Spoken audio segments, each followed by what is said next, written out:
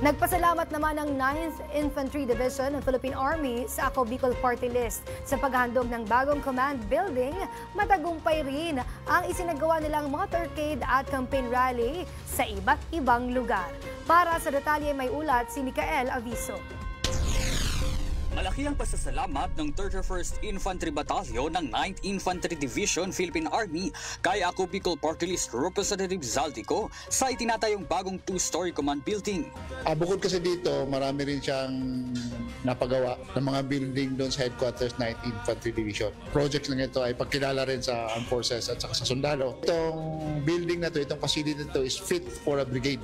Malaking itulong ito sa mission accomplishment namin. Mas safe, mas secured, mas comfortable sila. Sa kabila ng patuloy na serbisyo ng mga tagapagtaguyod ng seguridad at kapayapaan sa Albay at sa buong rehiyon, taos puso ang aking pasasalamat sa inyong dedikasyon at tapang. Nagpaabot naman ng pasasalamat si Major General Noe Alberto Peñafiel kay Ako Bicol Party List Representative Zaldico.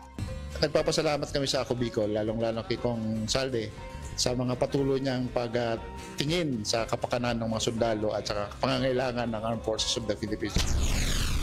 Samantala, mainit ang naging suporta ng mga Albayano sa isinagawang matagumpay na motorcade ng Ako Bicol Party List sa iba't ibang lugar sa Albay, kabilang na ang Ligaw, Malinaw at Tiwi Albay. Kabahagi sa programa sina 1st District Congressional Candidate Jill Bungalon, Albay Gubernatorial Candidate Joey Salceda, Vice Gubernatorial Candidate Diday Co at iba pang mga opisyal ng Ako Bicol Party List. Sunod niya ng masayang campaign rally ng Ako Bicol Party List kasama ang Team Global Albay. Patuloy ang pag-iikot ng Ako Bicol Party List sa iba't ibang lugar upang magbigay ng saya at serbisyo.